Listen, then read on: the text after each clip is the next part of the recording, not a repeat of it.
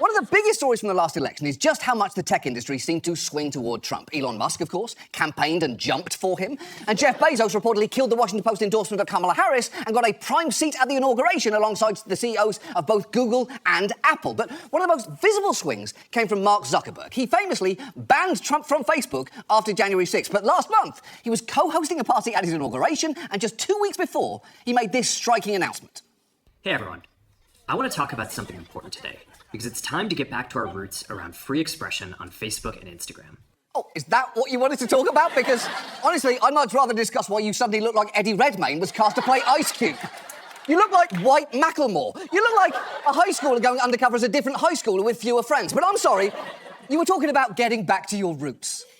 First, we're going to get rid of fact checkers and replace them with community notes similar to X, starting in the US. Second, we're going to simplify our content policies and get rid of a bunch of restrictions on topics like immigration and gender that are just out of touch with mainstream discourse. Third, we're changing how we enforce our policies to reduce the mistakes that account for the vast majority of censorship on our platforms. We used to have filters that scanned for any policy violation. Now, we're going to focus those filters on tackling illegal and high-severity violations. And for lower severity violations, we're going to rely on someone reporting an issue before we take action. Yeah, that is the CEO of Meta announcing that he's getting rid of fact-checkers and saying that he doesn't want to be out of touch with mainstream discourse while wearing a $900,000 watch. And there is just no way any watch is worth that much unless when you look at it, it reads, "It's time to donate the rest of your money. You officially seem to have too much." The changes Zuckerberg's making are striking. A leaked training document found it's now acceptable to say immigrants are grubby, filthy pieces of shit, and also specifies that this slur for trans people is no longer a designated slur and is therefore allowed. As for replacing fact-checkers with community notes like on X, it is worth noting that hasn't been a raging success over there, with one study finding nearly 3/4 of accurate community notes on election misinformation never got shown to users. Remember that tweet falsely claiming Haitians were eating pets in Springfield, Ohio? That claim was rated PolitiFact's lie of the year, but there is still no community notes on the tweet, despite multiple attempts to add one. And all of this is a pretty notable shift for Zuckerberg, because 7 years ago, amid widespread public outcry around Facebook stoking misinformation and hatred, he went before Congress to apologise. For most of our existence, we focused on all of the good that connecting people can do. But it's clear now that we didn't do enough to prevent these tools from being used for harm as well. And that goes for fake news, for foreign interference in elections, and hate speech, as well as developers and data privacy. We didn't take a broad enough view of our responsibility, and that was a big mistake. And it was my mistake, and I'm sorry. Yeah, it seems that Victorian ghost has made a pretty big turnaround since then, both in terms of what he's saying and how he looks. And I will admit, New Zuck does look like he's having more fun. He's tan, he looks like he's shopping at stores that only take crypto, and he's not sitting in front of Congress looking like a depressed version of the guy from the Stonks meme. Zuckerberg is framing all of this as merely responding to a broader cultural shift, something that he outlined naturally on Joe Rogan. What we do is we try to build a platform that gives people a voice, but I think that there's this wholesale generational shift in who are the people who are being listened to. I think it's just like a wholesale shift in saying we just want different people who we actually trust, right. Who are actually going to like tell us the truth and not give us like the bullshit opinions that you're supposed to say, but like the type of stuff that I would actually like when I'm sitting in my living room with my friends, like the stuff that we know is true. Is there anything more off-putting than a guy worth hundreds of billions trying to be a relatable everyman? You know how it is, chilling in the living room with the bros, cracking a six-pack of Ace of Spades Magnums, kicking back on your diamond-encrusted sofa and turning on the big screen TV, which in my house is a hollow box where I pay the cast of The Office to reenact my favourite scenes. You know, just relatable, everyday stuff, guys. And look, I'm not saying Facebook was doing a perfect job of moderating content until now. We've criticised them multiple times before on this show. I'm also not saying they even could have done it perfectly. It's been said that content moderation at scale is impossible to do well. But the decision to both abandon fact-checkers and turn off systems they previously claimed made the platform safer does feel like it's about to make that site a whole lot worse.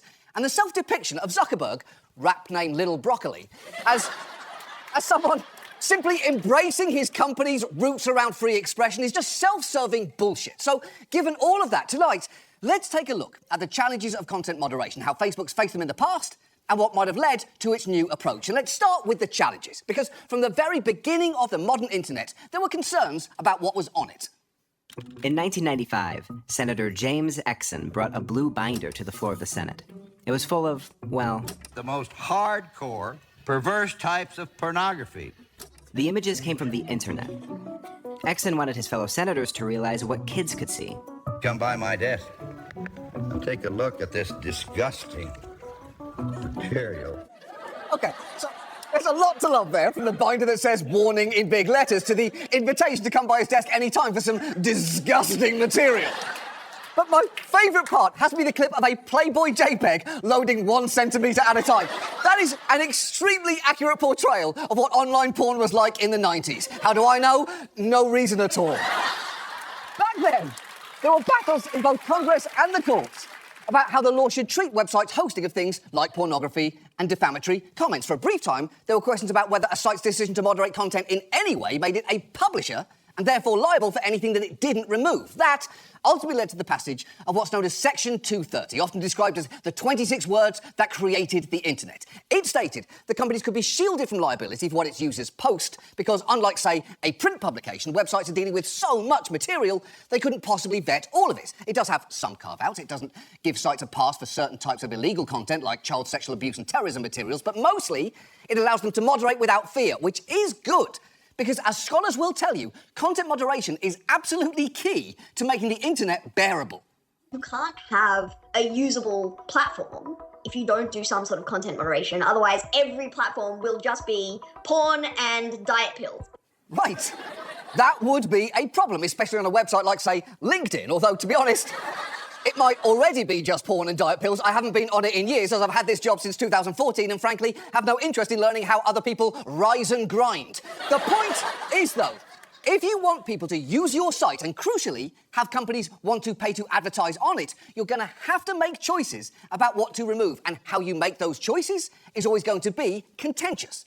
Facebook over the years has learned a lot of these lessons the hard way. In its early days, it took an almost touchingly naive approach, as this former employee explains.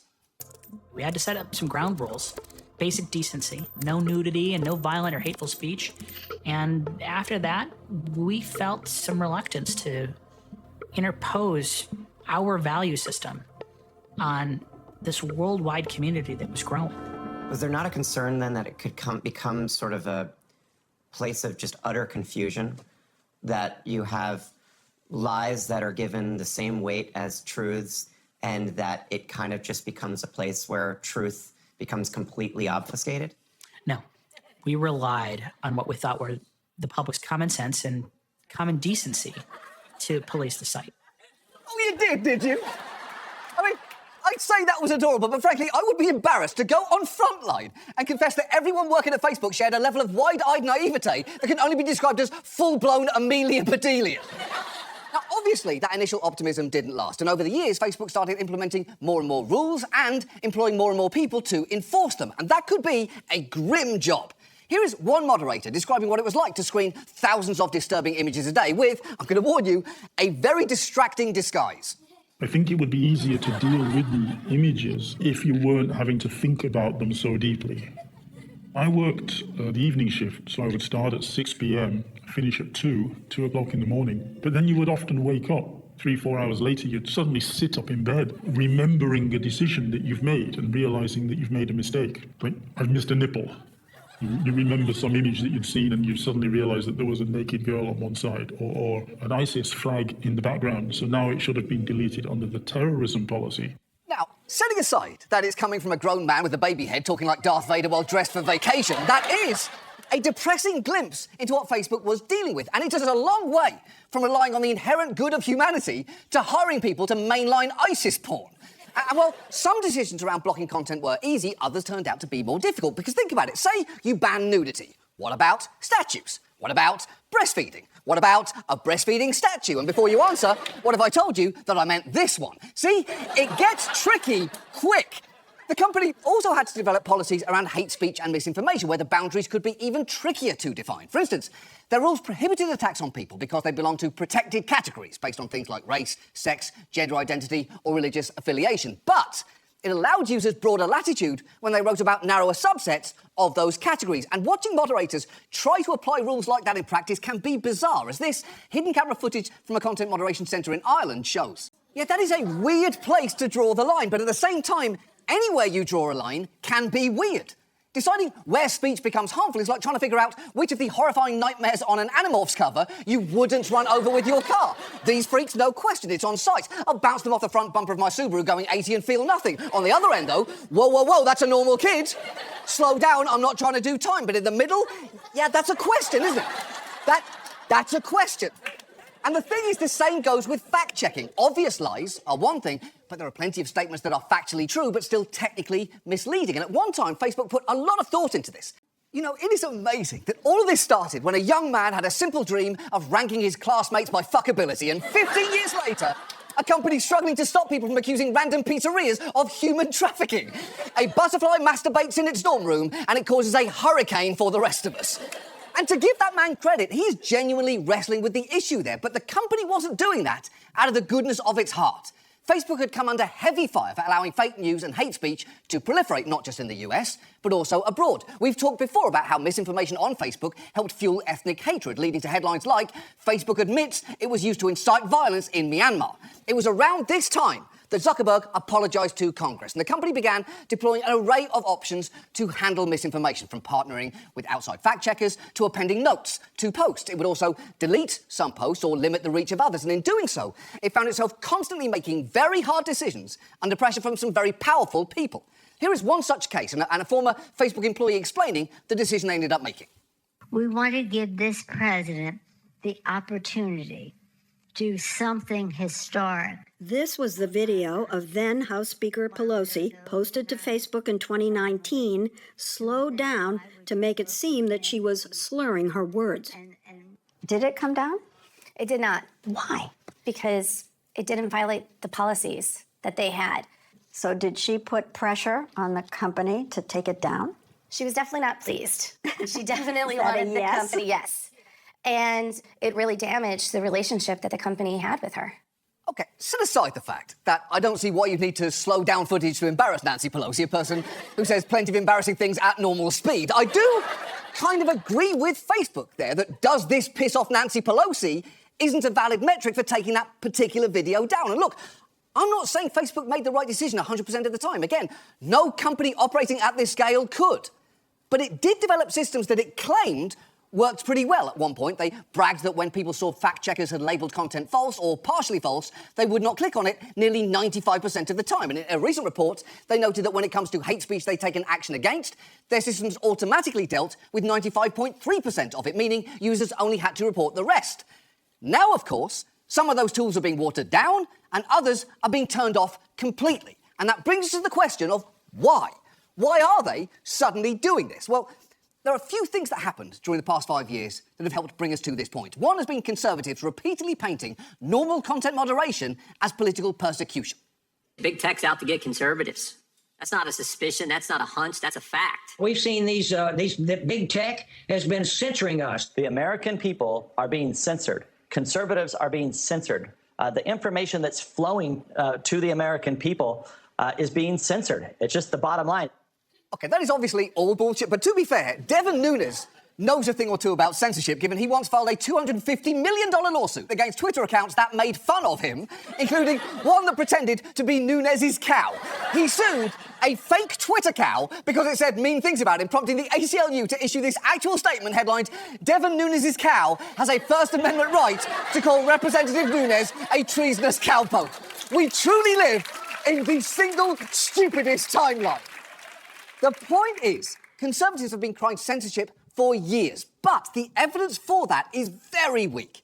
First, to the extent their posts do get flagged more, that's probably because Conservatives tend to be more likely to spread political misinformation according to numerous empirical studies. But even if you think platforms are trying to suppress Conservatives, they're doing a terrible job of that, given many of Facebook's top performers lean right, and there are 3 times as many explicitly conservative news influencers as liberal ones on the site. Nevertheless, Republicans conducted an all-out assault on the idea of content moderation, often citing one go-to example outlined here by Janine Pirro. Who suppressed free speech in the 2020 election? Facebook, when they wouldn't allow people to communicate and the press to communicate on Hunter Biden's laptop. Right. Hunter Biden's fucking laptop. A story that big tech successfully censored, which is why you've never heard about it. And I'm afraid it is worth taking a second to remind you of the details in this story, because while people's minds might immediately swing to Russian hoax or damning evidence of Biden corruption, the truth is it was neither. Very briefly, back in 2020, while Trump was president, social media sites got a warning from the FBI to look out for hack and leak operations before the election. Then, in October, the New York Post ran a story based on files from a laptop they claimed belonged to Hunter Biden, which had been given to them by Steve Bannon and Rudy Giuliani. Facebook and Twitter were wary of the story. Twitter briefly didn't allow people to post links to it, and Facebook allowed the story to be seen and shared, but limited the article's reach, only to remove that restriction soon after. Now, it eventually came out that files from the laptop were legit, but also that nothing on it revealed illegal or unethical behaviour by Joe Biden. So, was initially suppressing the laptop story a fuck-up by these companies? In hindsight, yeah. Was the story itself particularly revelatory or important? Not really. Did Facebook's actions prevent people from finding out about it before the election? Again, not really. Even during the period Facebook was limiting its spread, the story got 54 million views on its site. So if this was an attempt at censorship, it was successful in limiting the audience to around the same number of people that watched the fucking Friends finale. But that initial decision meant Mark Zuckerberg got yelled at a lot by the right. And around that same time, he was also being yelled at by Biden's White House because as the COVID vaccine was rolling out, a lot of misinformation was circulating on Facebook. Biden himself said at one point of Facebook that they're killing people. And while he quickly walked that back, to hear Zuckerberg tell it, the pressure from the White House to suppress anything critical of vaccines back then was overwhelming. I mean, basically, these people from the Biden administration would call up our team and scream at them and curse. I mean, Biden, when he gave some statement at some point, I don't know if it was a press conference or to some journalists, where he basically was like, these guys are killing people. And I don't know, then all these different agencies and branches of government basically just started investigating and coming after our company. It was brutal. It was brutal. OK, he's clearly pandering to Joe Rogan and his audience there, although many seem too distracted by his outfit for that to work well, given comments under that video include, bro dressed like undercover cop. I thought this was Lil Dicky, and why is a 40-year-old billionaire dressed like my 25-year-old shrooms guy? But let's deal with his implicit claim that the government launched investigations to punish Facebook for hosting anti-vaccine content. It is true that the government's investigated Facebook a lot in recent years, but none of those investigations fit Zuckerberg's narrative. Some, like an FTC antitrust lawsuit, were launched during the first Trump administration. Others, like the CFPB's investigation of big tech payment systems, involve multiple other companies. And much of the scrutiny the companies received in recent years was actually the result of a whistleblower releasing a cache of documents known as the Facebook files. As for his complaint the government was cursing and screaming at Facebook, they are allowed to do that. When we call up government agencies to check a fact, they can tell us to eat shit. Because cursing does not violate your rights. For more on that, check out the Constitution for total fucking dumbasses. What they can't do is force you to do something. And in that interview, Zuckerberg describes his response to government demands back then as, I was just like, well, we're not going to do that. And exactly, you said no, as was your right. And don't take my word for this. Allegations like these have been adjudicated in court. When two Republican state AGs tried suing the government, claiming it had pressured platforms, including Facebook, to censor their speech, they lost in a 6-3 Supreme Court decision written by Amy Coney Barrett, who noted the plaintiffs could not demonstrate that their content was restricted due to government pressure. And look, I can understand Zuckerberg's feelings being hurt by the president saying his company's killing people. And I can understand him being sick of being yelled at by Republicans for doing too much and by Democrats for doing too little. On some level, I can even understand a business wanting to cozy up to whoever's in the White House. But there is one other factor here that does seem relevant to this discussion and feels important to mention. Yeah, probably. Trump threatened Mark Zuckerberg with life in prison. Then Zuckerberg turned around, gave him money, hired one of his buddies and changed the direction his company was going. It doesn't take a genius to draw a conclusion there. And in fact, it didn't take one. And it didn't stop there. Meta also recently paid $25 million to settle a bullshit lawsuit that Trump filed over being kicked off Facebook, despite many experts agreeing that was well within the company's rights. And at this point, it does begin to feel like Trump is doing exactly what Zuckerberg accused the Biden administration of, leveraging the power of his office to pressure social media companies to bend to his will. And Zuckerberg seems to be complying. And he'll insist these changes are not a result of being under political pressure. But either way, Facebook sure seems now set to become an absolute sewer of hatred and misinformation, which I know sounds like a pretty good description of Facebook already, but we're about to see what happens when they really stop trying. So what can we do? Well, there are some bad ideas out there. Both Democrats and Republicans have in recent years suggested ways to amend Section 230 so companies are more liable for what appears on websites, but I am yet to see a proposal that couldn't be easily weaponized to enable political censorship. There are definitely options available to companies that advertise on Facebook, and I would argue they might want to seriously consider whether they want their ads next to these actual sample sentences Facebook says are now acceptable. Hey, Disney, you want Olaf promoting Frozen 3 next to that shit? I don't know. Maybe you do. But for individuals, the options here are more limited. You could delete your Meta accounts, and you would not be alone in doing that. In January, Google searches for how to cancel and delete Facebook, Instagram, and Threads accounts increased by over 5,000%. And there are alternatives out there that don't seem as desperate to fall in line with Trump. But I do get that if Facebook and Instagram are where your family and friends are, you may not be ready to take that step. Just remember to take whatever you read on those platforms with even more of a grain of salt than you did before. But there is one small way you can actually fuck with Meta, and that is by making yourselves a bit less valuable to them. Remember, advertising makes up 98% of Meta's revenue, and a key component is them being able to offer companies the ability to micro-target you.